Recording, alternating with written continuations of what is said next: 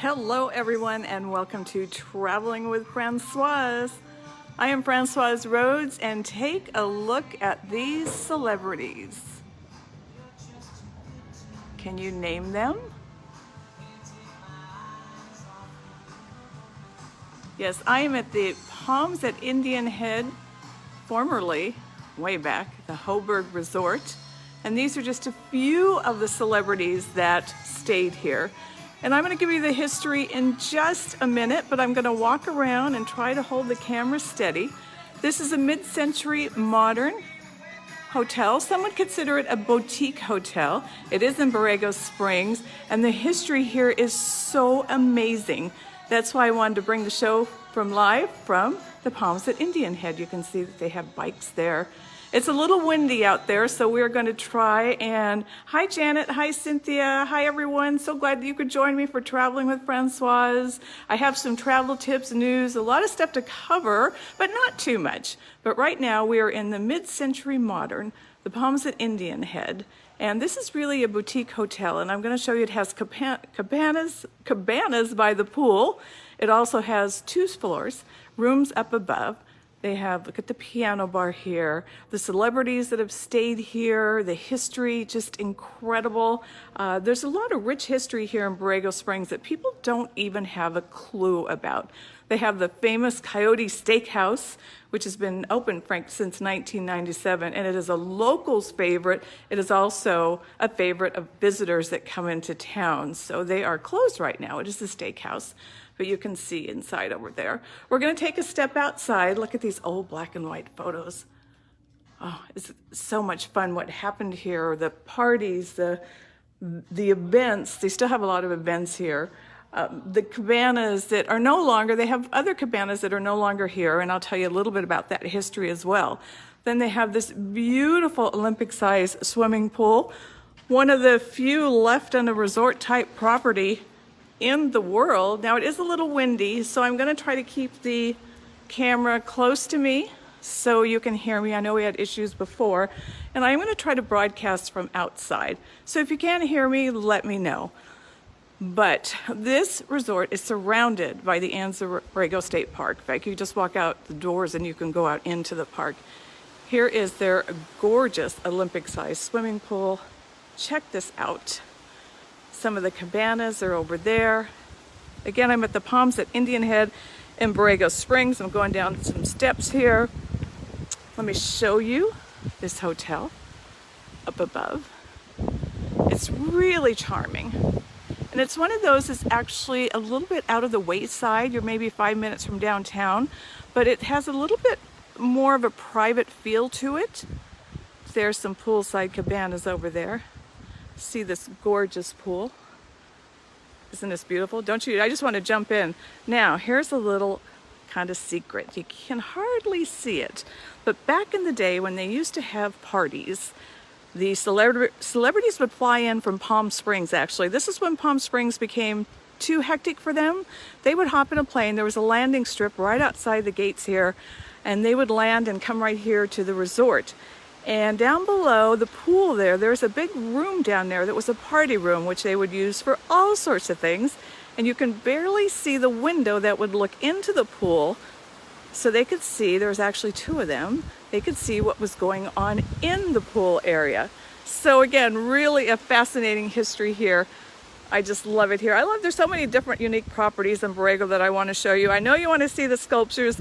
We will get to the sculptures. In fact, there is actually one of the mini sculptures right there at the pool. All right, so I'm going to pan around, again, show you the hotel, go on up to the steps, and then give you some history of the Palms at Indian Head. And you want to hear this. Now, see if you saw the opening, you'll see the black and whites of the celebrities. Oops, dropped my notes. Hold on one second. Okay, got them.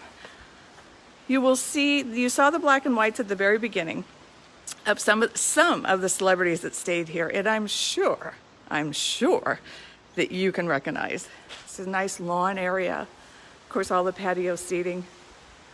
Okay, so I'm going to put the camera on the tripod. Again, welcome to Traveling with Francoise. I am Francoise Rhodes, your host. If you cannot hear me, please let me know and I can go inside. But if not, I would rather be outside so you can see the beautiful weather behind me. All right, so now I am going to flip the camera around. Hi, Dennis. Yeah, here I am. Hi, everybody. Thanks for joining me Traveling with Francoise. We are on the Coachella Valley Facebook page. I will be shifting over to Today's California later on. I'll just share it over there and share it to a bunch of places. Now, I hope you can hear me. I am outside. It is a little bit breezy and windy. I am here in Borrego Springs, again, coming to you from the Palms at Indian Head in Borrego Springs. Now, this is a mid-century modern, originally called the Hoburg Resort. Again, total crazy history. This is the first major lodging facility in Borrego Springs. It was originally built in 1947 on a 20-acre property. It was a resort, it was a getaway for the Hollywood stars of the 1950s. And you saw the black and whites when I first started the show.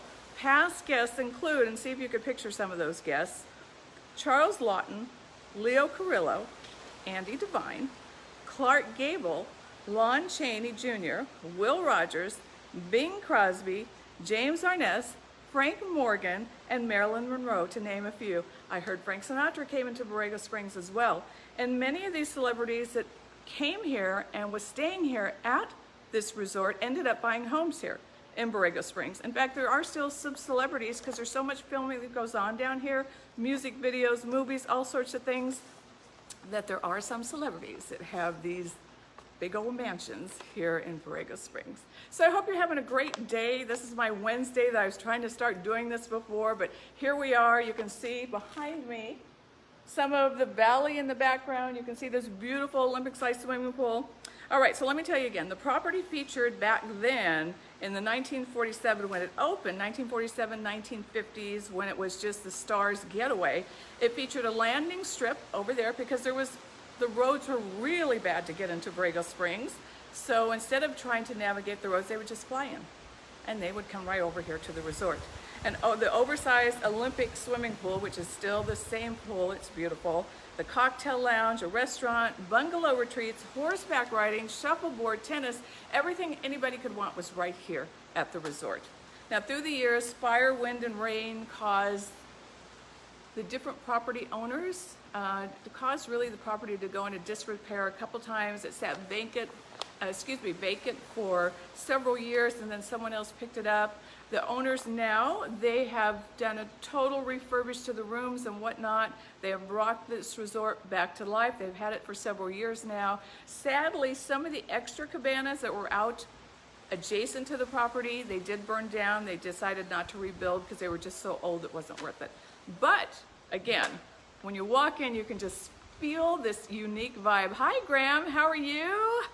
Equally sunny Scotland. Yeah, well, I think it's probably already 80-some degrees here in Borrego Springs. What's the temperature over there in Scotland?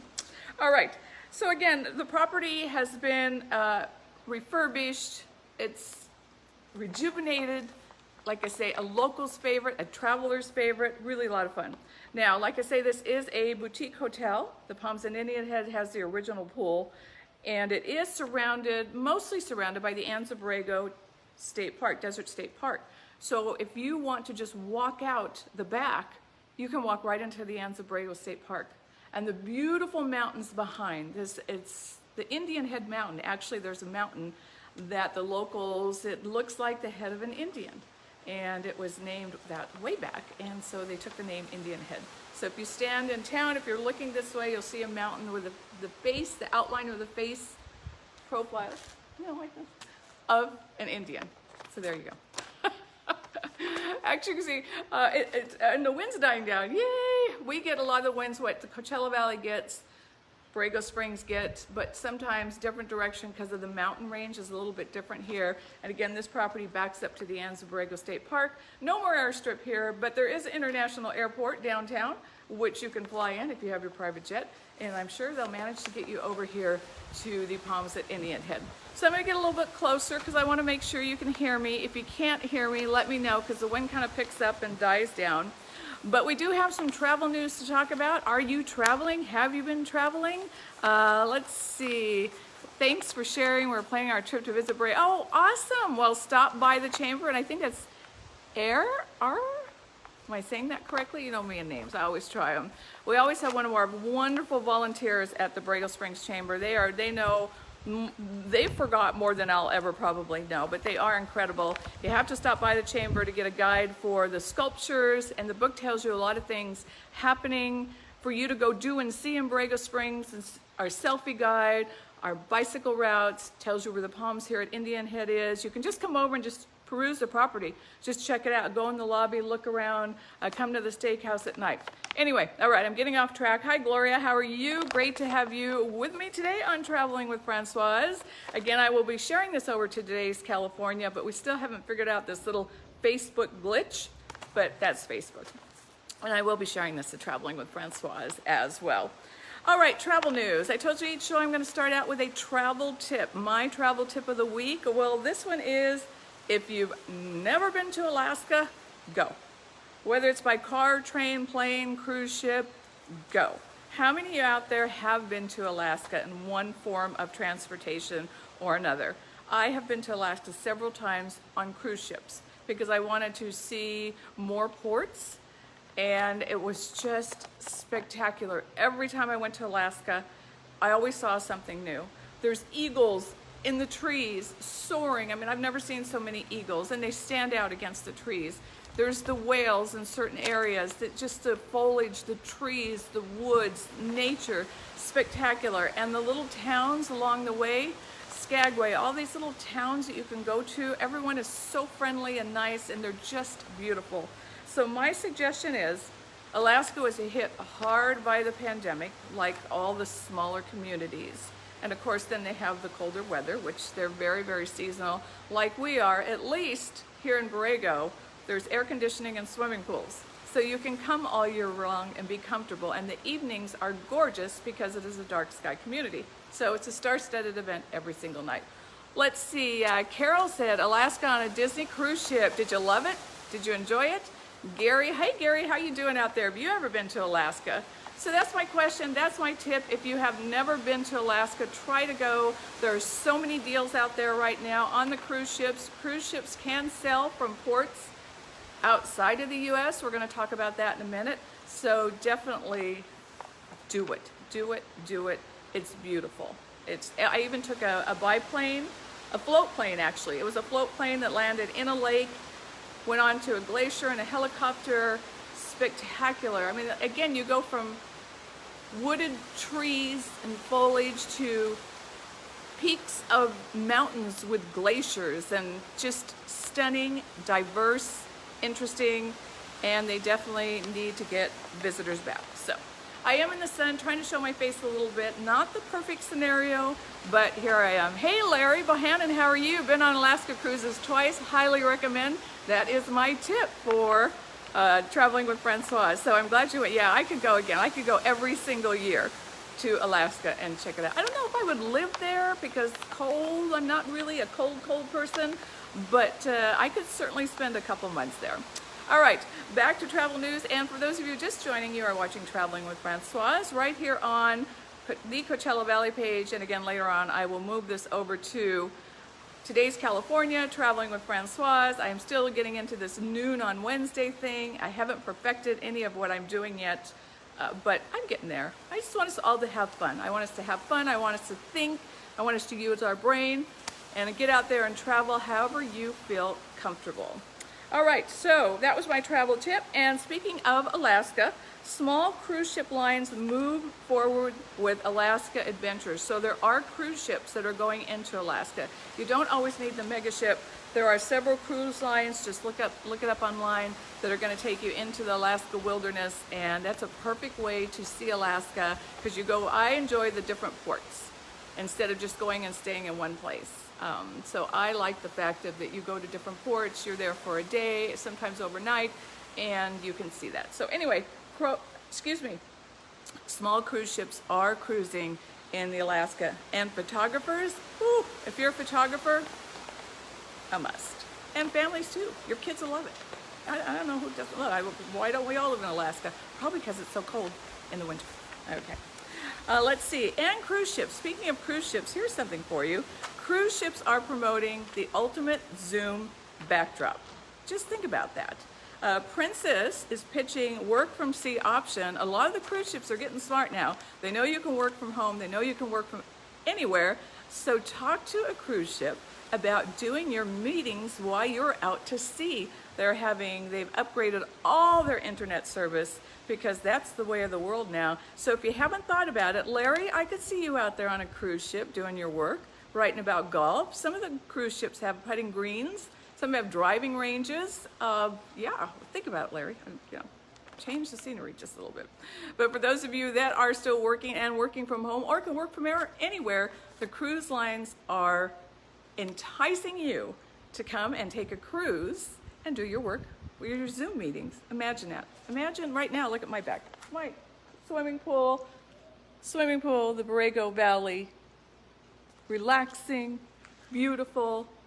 Can you imagine yourself doing your meetings from something like this? Yeah, Larry's going, yeah, Francoise, thanks. You're going to run it by the corporate heads, right? Mm-hmm. All right. All right, and I also want you to remember when it comes to cruise lines, they are not cleared for U.S. ports yet. That means there are no cruise lines coming in or going out of U.S. ports. There is a Senate bill now demanding that the CDC lift its conditional sailing order by July 4th. So we will keep our fingers crossed because the cruise lines have really come up with innovative ways to make sure that everyone is safe and protected on the cruise ships. And some of them will be, in fact, probably most of them will be vaccinated people only. So there you go. In fact, my last question has to do with the vaccination, and we'll see what you think about that. All right, I am Francoise. You're listening to or watching Live Traveling with Francoise. Great to have you with you. I'm coming to you live from the Palms at Indian Head in Borrego Springs. I am outside. It is kind of windy. It's probably in the 80s right now. I'm sure it'll get up to the 90s, but it is a beautiful day, and as you can see, the sky is really blue, and we have our gorgeous pool. Maybe I'll just go jump in the pool afterwards. All right, back on land here, let's talk about Las Vegas. The Resort World Las Vegas set an opening date. The complex, which comprises 3 Hilton brand properties, plus dining, entertainment, and a casino, plans to begin welcoming guests on June 24th. So Las Vegas has done a lot of major renovations during this pandemic to a lot of properties there. You are probably not even going to recognize your favorite property that you stayed in because they did take this time to refurbish rooms. They usually do it, hotels try to refurbish rooms every couple of years because think about it, in and out, new guests constantly.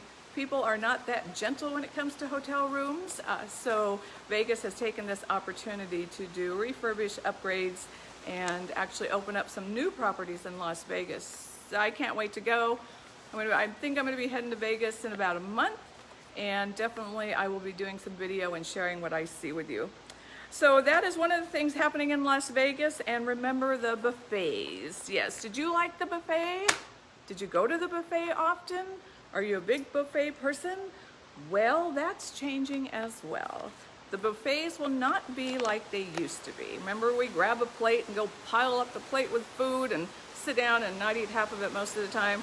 Well, the casinos have to adapt to the changing world, and that means that you will be served your food.